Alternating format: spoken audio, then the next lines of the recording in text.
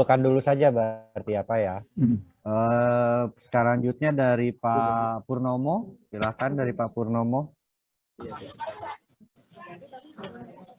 Pak Purnomo, ini masih raise hand.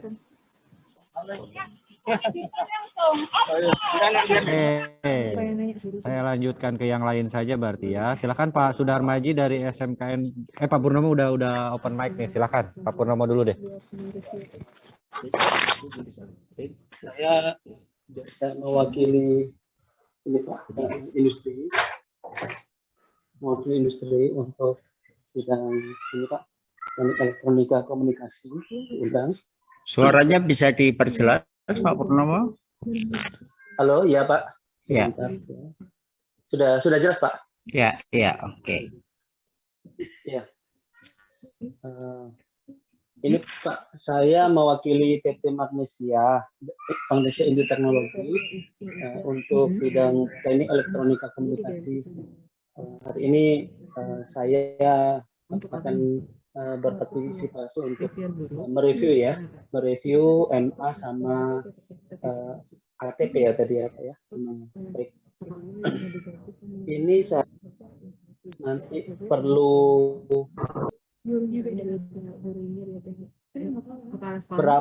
berapa yang perlu kami review, karena untuk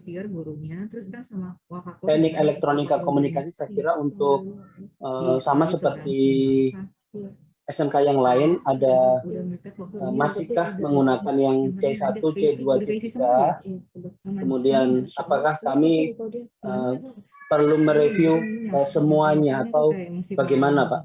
Dan karena saya tahunya sekarang ini menjadi teknik elektronika komunikasi yang sebelumnya adalah teknik elektronika daya dan komunikasi.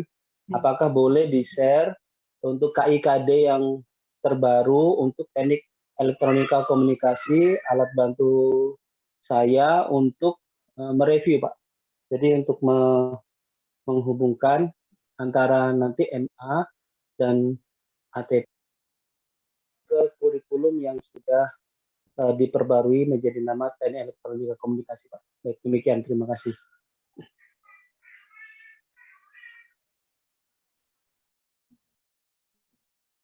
Pak Purnomo, satu lagi ya, mungkin mau dari yang bicara dulu atau dari chat dulu, di chat juga cukup banyak sih, kayaknya perlu dari bicara dulu ya, mohon maaf nih tadi Pak siapa? Pak Eno, kita selesaikan dulu yang sudah resen ya. Silakan Pak Sudarmaji. Pak, terima kasih. Assalamualaikum warahmatullahi wabarakatuh. Pak Sore. Ada beberapa yang ingin saya tanyakan Bapak, terutama kepada Bapak Gus Hamka. Katanya dengan tadi yang sudah dijelaskan pada lembar itu Pak, tabel pada modul ajar ya, itu ada kolom elemen, kemudian CP, capaian pembelajaran, kemudian TP, ada 1.1, 1.2 yang masing-masing itu dijabarkan menjadi pada kriteria ketercapaian A, B, C, D, E. Itu pertanyaan saya bahwa tujuan pembelajaran di sini dijabarkan menjadi kriteria ketercapaian itu, apakah itu seperti yang pada ini Pak, materi uji kompetensi pada LSP Pak. Jadi kalau saya lihat untuk tujuan pembelajaran ini dijabarkan kalau pada LSP materi uji kompetensi itu menjadi kriteria unjuk kerja. Apakah semacam itu? Kemudian yang kedua, dari penjelasan yang kolom ke-5 itu ada asesmen atau evidence. Apakah itu masing-masing untuk kriteria ketercapaian ada evidence-nya atau asesmennya, atau awal proses atau akhir saja. Kemudian untuk bukti-bukti pada asesmen tersebut apakah perlu diperjelas nantinya maupun jenis-jenis buktinya ya, misalnya untuk metode atau perangkat asesmennya yang berupa semacam pertanyaan langsung pada siswa atau pertanyaan tertulis dan sebagainya. Itu saja Pak pertanyaan dari saya. Terima kasih. Assalamualaikum warahmatullahi wabarakatuh. Baik, terima kasih Pak Sudarmaji. Sudah 3 penanya ya. Silakan Pak Hamka. Baik, terima kasih. Sebelum saya menjawab, mungkin Pak Kapus ada yang ingin disampaikan. Silakan Pak Zul. Baik, terima kasih Bapak Ibu. Mungkin sedikit saja ya gitu Bapak Ibu, bahwa ini dari chatting ya saya lihat tadi bahwa sebentar. Oke, Ntar dulu yang tadi nanya, hilang sebentar. Atau jawab dulu Gus, saya hilang yang tadi mau saya respon. Baik, terima kasih. Silakan. Dari awal ya, soal jumlah jam seperti tadi dikatakan oleh Pak Kepala Pusat, jumlah jam itu hanya perkiraan saja. Karena nanti pada prakteknya jangan sampai kalau misalkan TP1 saja belum itu, lalu kemudian karena dibatasi oleh jam, lalu teman-teman guru terburu-buru langsung kepada TP yang kedua ya.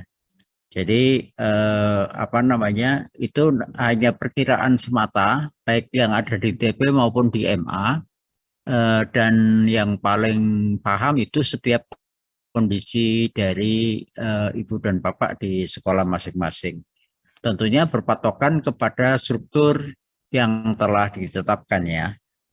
Lalu kemudian yang berkaitan dengan tadi pertanyaan yang berikutnya juga, dari pertanyaan nomor 1 Bapak Ibu yang pertama dengan Pak yang ketiga mengenai TP dan eviden. Jadi gini Pak jelasnya. Ini ada CP ya. CP ini bunyinya global semacam ini. Nah ini dari bunyi global semacam ini, kalau saya misalkan membaca, tentunya Ibu dan Bapak bisa ya merumuskan ini menjadi 3 TP juga boleh. Nah menurut saya ini cukup dengan 2 TP. Jadi TP1 itu menentukan gangguan pada engine, lalu kemudian menyelesaikan masalah gangguan atau perbaikan pada engine. Untuk elemen yang ini ya, untuk elemen yang ini. Dari TP yang ini, lalu saya jabarkan ke dalam 2 TP. Nah, Pak yang tadi, bukti asesmen itu ya kriteria ini bukti. Buktinya kalau anak misalnya dianggap mampu menentukan gangguan pada engine, buktinya apa? Buktinya dia mampu menjelaskan prinsip kerja komponen engine. Bukti yang kedua, mampu menentukan tanda-tanda gangguan pada engine. Kalau anak dianggap mampu menyelesaikan masalah gangguan atau kerusakan pada engine, buktinya apa? Anak mampu menerapkan prosedur perawatan dan perbaikan. Anak mampu menentukan tindak lanjut dari hasil uji coba perawatan tentang engine. Jadi ini kriteria ketercapai itu merupakan bukti dari TP. Bukti dari TP.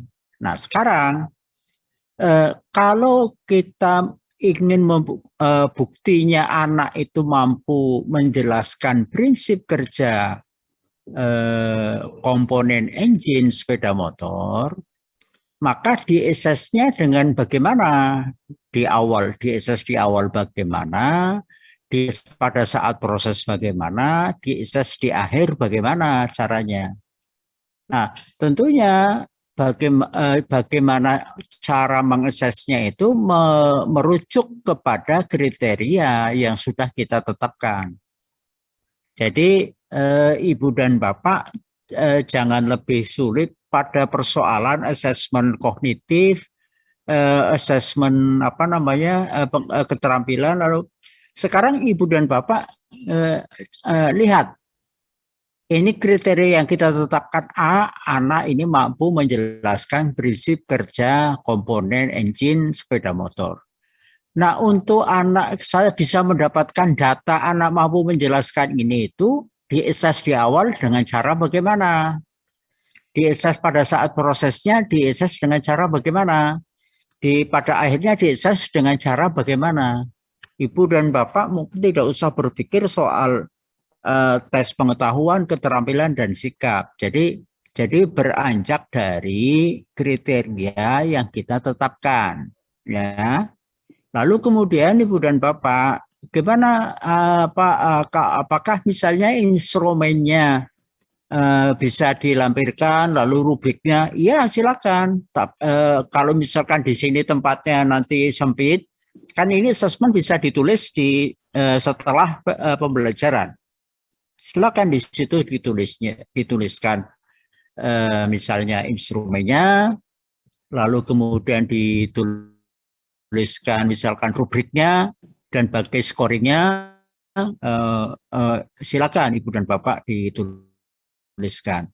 Lalu kita ambil misalkan menentukan tanda-tanda gangguan pada engine sepeda motor. Anak dianggap memenuhi atau bisa memenuhi kriteria ini, gimana kita mengaksesnya pada awal, pada akhir, pada proses dan pada akhir. Jadi kira-kira gitu ya Bu. Jadi makanya ini dalam prosedur kerjanya antara assessment dan kriteria atau bukti dari assessment atau evidence itu saya sandingkan. Walaupun nanti setelah misalnya Ibu dan Bapak menulis di modulnya itu mau dipisah di bawah setelah pembelajaran silakan.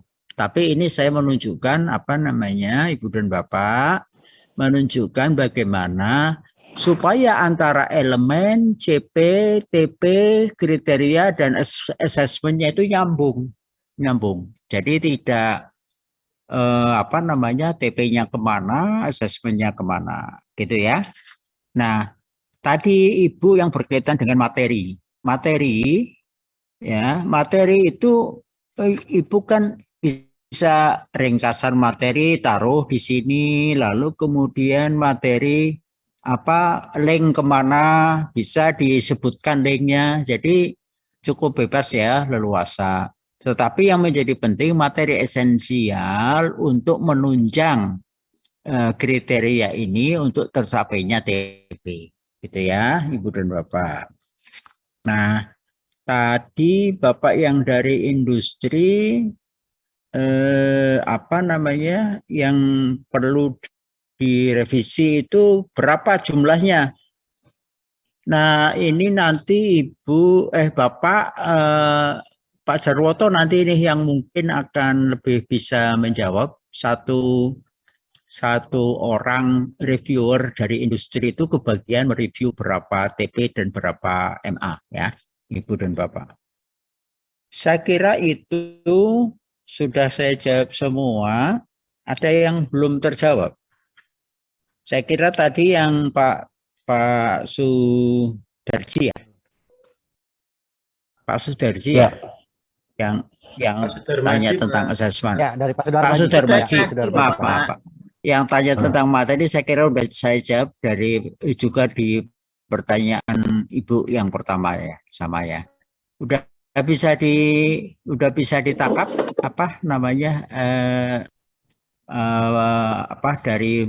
dari modul kerangka kerja yang saya sampaikan. Pak, ini masih satu lagi yang belum terjawab, Pak. Ini untuk asesmen itu kalimat yang sesuai itu bagaimana, Pak? Kira-kira bisa dicontohkan Pak, untuk kalimatnya untuk masing-masing keterangan. Ya, Tadi Apa Pak, Pak? jadi misalkan Ibu dan Bapak ini, kalau kalimat silakan ya, Bapak sekarang lihat kriteria yang ditetapkan di sini misalkan menjelaskan prinsip kerja komponen engine. Kalau ini kriteria ini yang diharapkan oleh guru pada model ini, kira-kira asesmen awalnya itu dengan cara apa, asesmen prosesnya dengan cara apa, asesmen akhirnya dengan cara apa, Pak?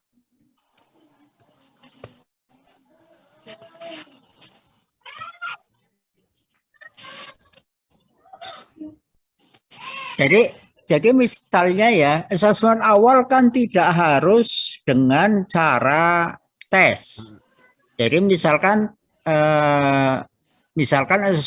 asesmen awal dilakukan tanya jawab atau pengisian angket berkaitan dengan hal-hal yang akan berkaitan dengan misalkan prinsip kerja komponen. Lalu kemudian misalkan tanda gangguan pada engine. Lalu misalkan menerapkan, jadi begitu, supaya terdeteksi di pengetahuan dan keterampilan awal anak itu pada posisi mana dia berada ketika akan memasuki memasuki TP yang ini, 2 TP ini. Ya. Lalu di prosesnya misalkan diadakan pengamatan kinerja anak ketika misalkan dia misalkan melakukan prosedur perawatan tentang apa tadi, misalkan mesin. Ini kan bisa dibagi lagi ya, misalkan ini tadi engine aja katanya luas sekali, ada mesin 2 tak, ada mesin 4 tak dan sebagainya. Misalkan dilakukan catatan pengamatan terhadap anak ketika melakukan praktek, misalkan kan seperti itu. Nah, komponen praktek apa yang akan diamati kan bisa dibuat rubriknya. Nah, rubrik itu bisa disertakan di situ ya. Kemudian Bapak. Lalu di akhir misalkan diadakan penilaian berkaitan dengan kinerja anak ketika melakukan praktek ini dengan rubrik sebagai berikut. Seperti itu kira-kira kalimatnya. Yang menjadi penting bahwa di assessment itu akan mengakses ketercapaian kriteria yang ditetapkan. Jangan asesmennya lalu kemana-mana yang tidak menjurus kepada ketercapaian kriteria. Jelas ya Pak ya? Iya Bapak, terima kasih. Jadi asesmennya itu kalau saya tangkap, jadi dari hasilnya itu bisa berupa tes awal atau tanya jawab langsung, ataupun dari hasil observasi langsung lihat ke siswa Pak, begitu ya Bapak ya? Iya, jadi untuk mengecek pengetahuan anak di awal bisa dengan cara tanya jawab, bisa dengan cara misalnya menyebar angket ya bisa dengan cara misalkan menunjukkan satu gambar atau video lalu anak merespon juga bisa, kan seperti itu di tes awal. Ya, jelas nggak Pak? Iya Bapak, jelas Pak, terima kasih Bapak. Iya. Silakan Pak Zul. Oke, baik. Ini waktunya di timur sudah mau malam ya, tapi sebentar saja Bapak Ibu untuk penegasan tadi bahwa asesmen awal itu untuk memastikan modal awal anak sebelum belajar itu sudah seberapa, gitu ya. Kalau kita bisa melihat di sini tujuannya terakhir itu anak mampu menyelesaikan masalah gangguan atau kerusakan pada engine secara menyeluruh pada berbagai jenis. Kalau itu yang kita ingin capai di akhir pembelajaran ini, pada asesmen awal, kira-kira nanti hasilnya akan menggambarkan anak sudah menguasai apa saja atau belum menguasai sama sekali, gitu kan? Nah, kalau sudah bisa menguasai, misalnya prinsip-prinsip kerja engine, prinsip-prinsip kerja komponen engine, mesin sepeda motor 2 tak atau apa namanya 4 tak misalnya, dia sudah bisa. Berarti kita tidak perlu lagi pembelajaran untuk berkaitan dengan prinsip-prinsip kerja komponen. Nah, bisa kita lanjutkan ke pelajaran berikut karena prinsip-prinsip itu sudah dipahami anak. Nah, kalau seandainya dari asesmen awal itu prinsip-prinsip itu belum dikuasai anak, berarti kita belajarnya mulai dari prinsip-prinsip. Jangan-jangan misalnya saja dari asesmen awal itu prinsip-prinsip sudah diketahui anak, tanda-tanda gangguan sudah diketahui anak, prosedur, nah mungkin kita melanjutkan pada prosedur perawatan awal, gitu kan? Nah, lalu kemudian jangan-jangan prosedur perawatan awal ini juga sudah dipahami anak, karena mungkin sebelum masuk SMK anak sudah pernah kerja di bengkel, misalnya seperti itu. Sehingga katakanlah dari 100% tujuan yang akan kita capai itu, pada saat asesmen awal anak sudah menguasai 50% gitu. Berarti tinggal utang kita 50% lagi kalau kita mau mencapai 100% itu. Nah, dari mana kita mengukur 50% 100%-nya itu?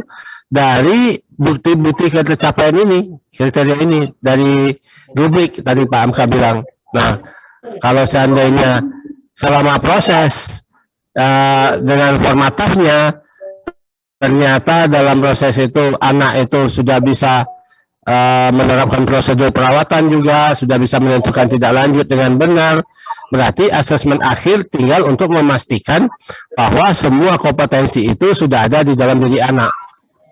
Nah, kalau mau diangkakan berarti sudah 100%, 100. Tapi kalau secara kualitatifnya, bahwa anak itu telah bisa menentukan tindak lanjut hasil uji coba perawatan dan perbaikan engine sepeda motor. Nah, kalau di D ini sudah bunyinya bahwa anak setelah mampu menentukan tindak lanjut, berarti prinsip kerja komponen sudah dia kuasai, tanda-tanda gangguan itu sudah dia kuasai, menerapkan prosedur perawatan ini juga sudah dikuasai. Berarti nanti begitu hasil akhirnya dikatakan bahwa 100% anak ini karena dia telah mampu menentukan tidak lanjut dari hasil uji coba sebagai akumulasi dari kriteria A, B, C ini. D ini akumulasinya misalnya. Nah, artinya kalau pada saat kita menyusun ATP itu sudah bergradasi dari awal langkah berikutnya mungkin mudah, sulit. Kemudian kriterianya juga sudah kita urutkan dari mudah ke sulit. Pada saat menentukan status akhir anak di asesmen akhir sudah mudah sebetulnya. Kenapa? Kalau dia sudah menguasai yang terakhir, berarti yang sebelum-sebelumnya sudah pasti dikuasai, gitu kan. Dan tinggal kita mencek apakah betul anak itu sudah bisa menentukan tidak lanjut. Kalau begitu berarti yang di atas sudah selesai. Nah, jangan-jangan pada waktu asesmen awal ABC sudah dikuasai anak misalnya. Kasusnya seperti itu. Berarti kita tinggal melanjutkan di D pembelajarannya, tidak mulai dari awal lagi gitu. Nah, jadi selama ini mungkin yang keliru adalah ketika asesmen awal kita ambil angkanya, misalnya katakan 20. Kemudian di asesmen formatif diambil ternyata angkanya anak itu 50 gitu kan. Kemudian di akhir anak itu di asesmen dapat angka 70 misalnya seperti itu. Nah, yang kelirunya selama ini 20 ditambah 50 tambah 70 lalu dibagi 3. Itu yang keliru gitu. Kenapa? Karena seolah kita kan asesmen ini untuk mengambil nilai. Enggak, ini asesmen itu untuk mencek apa modal awal anak, dan selama proses itu dia mencapai ke tujuan yang kita harapkan atau tidak, atau jangan-jangan proses pembelajarannya yang keliru. Nah, ketika kita perbaiki proses pembelajarannya sehingga anak menguasai semua kompetensi ini di akhir, maka hasil akhir adalah anak mampu menentukan tindak lanjut dari hasil uji coba perawatan dan perilaku engine ini, dan itu artinya anak sudah menguasai kompetensi keseluruhan di atas dan kasih nilainya 100%. Dan kenapa 100%? Karena dia mampu menentukan tindak lanjut itu, dan itu artinya semua kemampuan di atas itu sudah dikuasai dengan baik gitu. Jadi itu yang mungkin fungsi kenapa ada asesmen awal, kemudian kenapa ada asesmen formatif, dan kenapa dikatakan bahwa hasil akan diambil pada saat pelaporan nanti adalah akhir sumatif. Logikanya seperti itu. Karena di awal mungkin anak menguasai 20%, kemudian secara formatif diperbaiki, akhirnya bisa menguasai proses pembelajaran baik, akhirnya anak mampu menguasai 80% atau 100% di akhir, bukan di rata-rata lagi. Dan itulah kemampuan akhir anak itu, dia telah menguasai bisa menentukan tidak lanjut dari hasil uji coba dan sebagainya. Mungkin ini yang perlu Bapak Ibu kita pahami betul. Kenapa? Karena biasanya kita setiap asesmen itu yang kita ambil angkanya, bukan mencek kompetensi apa yang dimiliki anak. Padahal asesmen itu sama dengan ketika kita masak, kita cek di awal barang-barangnya sudah cukup atau belum, bahannya ikan yang dipakai itu masih segar atau tidak segar, itu tuh asesmen awal. Nah, di dalam proses pada saat di formatifnya ini mestinya sekian, ini sudah rasanya sudah begini nih, ternyata rasanya kok beda, akhirnya diperbaiki caranya mungkin sampai pada akhir dia udah matang dan sesuai dengan apa yang kita harapkan, maka hasil akhir bahwa masakan itu sudah layak dimakan, berarti itu dan sebagainya. Jadi artinya bukan untuk mengambil di awal ngambil angka, kemudian di formatif diambil angka, kemudian di akhir diambil angka, lalu di rata-rata, enggak, bukan itu gitu. Itu yang perlu mungkin dipahami apa fungsi asesmen awal, apa fungsi formatif, dan apa fungsi sumatif, dan mengapa kita mengambil nilai akhir itu hanya dari sumatif. Karena formatifnya itu untuk memastikan anak itu belajar proses belajar itu tepat sehingga anak itu bisa mencapai kompetensi yang diharapkan. Dan yang kita laporkan adalah kompetensi yang dicapai anak sampai di akhir proses pembelajaran itu. Nah, itu mungkin yang perlu ditegaskan Bapak Ibu. Kemudian tadi ada pertanyaan, mohon maaf, melihat format ini jadi MA dibuat per elemen ya. Soalnya kemarin waktu buat MA, satu MA bisa terdiri dari gabungan beberapa elemen. Nah, Bapak Ibu, sekali lagi format ini bukan format. Ini bukan format. Ini cara Pak Hamka menunjukkan alur berpikir Pak Hamka dalam memahami konsistensi antara CP, TP, kriteria, asesmen, langkah-langkah pembelajaran, dan materi. Jadi ini sebenarnya kerangka logisnya Pak Hamka. Nah, berarti nanti Bapak Ibu bisakah membuat kerangka logis sendiri? Ya silakan. Atau mau melanjutkan format ini, ya silakan. Nah, untuk kasus ini, tadi pertanyaannya kan di engine ini kan banyak macam materinya, ada engine 2 tak, 4 tak, dan seterusnya, dan sistem itunya, dan di materi itu diperluasnya. Jadi tidak di TP-nya. TP-nya sudah mengasih tahu bahwa menentukan gangguan pada engine, berarti kan engine apa saja, engine 2 tak, 3 tak, dan terus. Oke, nanti mungkin dipertajam di kriteria dan di materinya. Gitu ya. Jadi Bapak Ibu mungkin dalam merumuskan kerangka berpikirnya dilihat per elemen, dan setelah semua TP per elemen dapat, kemudian baru dirakit menjadi ATP. Nah, setelah dirakit menjadi ATP, itu akan terlihat proses keseluruhannya dari awal anak belajar sampai di akhir, dan terlihat di alur itu gitu kan. Nah, untuk menjaga bahwa anak ini bisa mencapai kemampuan sesuai dengan apa yang kita targetkan di akhir proses pembelajaran, maka dikawal dengan asesmen awal, kemudian di tengah-tengah juga di asesmen, dan di akhir juga di asesmen, supaya kita dapat informasi anak menguasai atau tidak menguasai itu tidak hanya di akhir, tetapi di awal itu kita sudah dikawal gitu kan.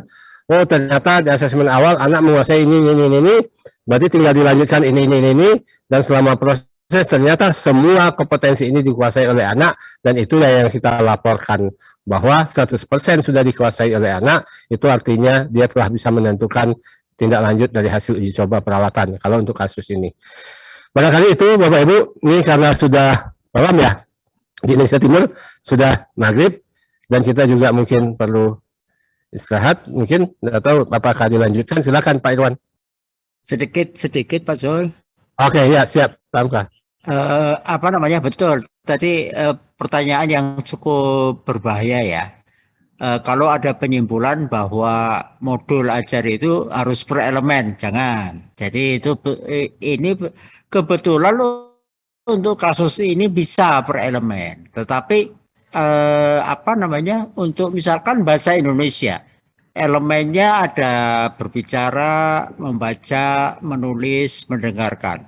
Kalau disusun satu modul per elemen, nanti bahaya, anak bisa 2 bulan belajar bengong karena modulnya menyimak. Jadi nggak seperti itu ya. Jadi selama 2 bulan nanti anak menyimak terus, ya nggak seperti itu.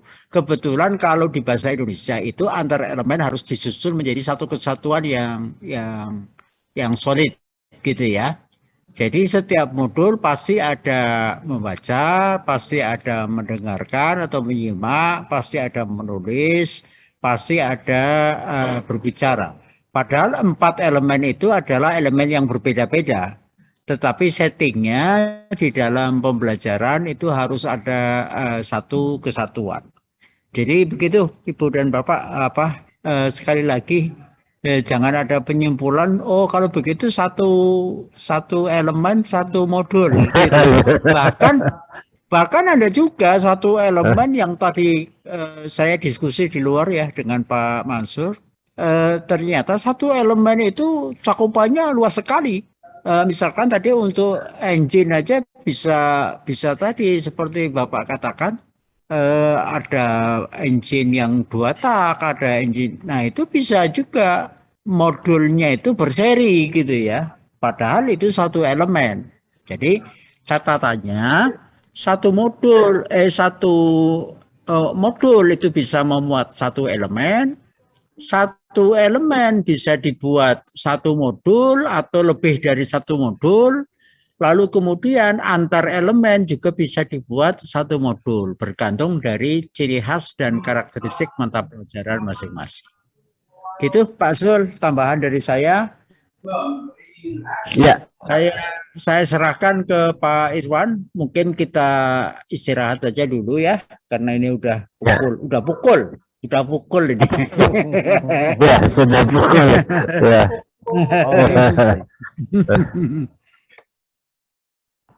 Baik, Pak Zul, ada yang perlu disampaikan lagi? Sudah cukup. Ini baik. Kita break aja dulu. Baik, terima kasih Bapak Ibu atas pertanyaannya. Mohon maaf kita tidak bisa menjawab semua pertanyaan ya, karena waktu juga memang cukup padat. Besok hari ini kita akan melakukan reading session dulu sampai nanti malam. Penjelasan terkait kegiatan besok akan dilakukan di pagi hari. Seperti pembagian breakout room dan lain-lain itu akan dilakukan di pagi hari ya Bapak Ibu ya.